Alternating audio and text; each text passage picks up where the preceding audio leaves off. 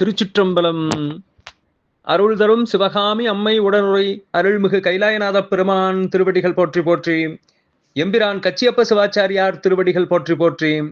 கந்தபுராணத்தினுடைய 216வது பாடல், திருநகரப்படலத்தினுடைய 70வது பாடல் நம்முடைய சிந்தனைக்கு. வீடுரு முத்தி போகம் என்று அவற்றில் வெகிய வெகியாங்கு என்றும் கூடுரு தவத்தால் வழிபடுவோர்க்கு கொடுத்திடும் தன்மையால் காமவீடம் என்றொரு பெயர் பெற்றது. மலர்மேல் பிரம்மனே முதலானோர் தவத்தை நாடினர் செயலால் தபோமயம் எனும் பேர் நனியது கச்சிமாநகரம்.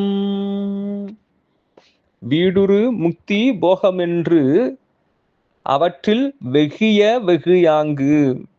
இங்கே வீடு பேறு என்று சொல்லக்கூடிய முக்தி பேரும், பாசங்களிலிருந்து விடுபட்ட முக்தி பேரும், போகம் சிறந்த வாழ்வும் என்று அவற்றில் வெக்கிய வெக்கியாங்கு என்று அவற்றில் எதை விரும்புகின்றார்களோ அதை என்றும் கூடுரு தவத்தால் வழிபடுவோர்க்கு கொடுத்திடும் தன்மையால், அங்கே தவப்பயன் சேர்ந்து வழிபாட்டினை செய்து வரக்கூடிய அன்பர்களுக்கு அவர்கள் வீடு பேறு கேட்டால் வீடு பேறையும், அவர்கள் போகம் என்று சொல்லக்கூடிய சிறந்த இன்ப வாழ்வை கேட்டால் அதையும் தரக்கூடிய தன்மை உடையதால் காமபீடம் என்றொரு பெயர் பெற்றது.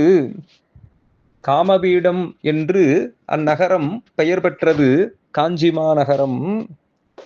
மேலும் மலர்மேல் பிரம்மனே முதலினோர், மலர்மேல் இருக்கக்கூடிய பிரம்மன் முதலாக இருக்கக்கூடியவர் தவத்தை நாடினர் செயலால், தேவர்கள் அனைவரும் தவத்தை நாடி இங்கே காஞ்சி மாநகரத்திற்கு வந்ததால் தபோமயம் எனும் பேர் நனியது கச்சிமாநகரம்.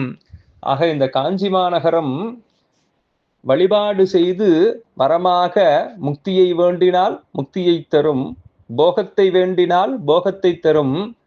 அதுவும் மேற்காது தவமியற்றுவோர்க்கு தவத்தை தரக்கூடிய சிறந்த தன்மை உடையதால் இதற்கு காமபீடம் என்றும் தபோமயம் என்றும் பெயர் பெற்றது என்று காஞ்சி மாநகரத்தினுடைய சிறப்பை நமக்கு எடுத்துரைக்கின்றார் கச்சியப்ப சிவாச்சாரியார். திருச்சிற்றம்பலம்.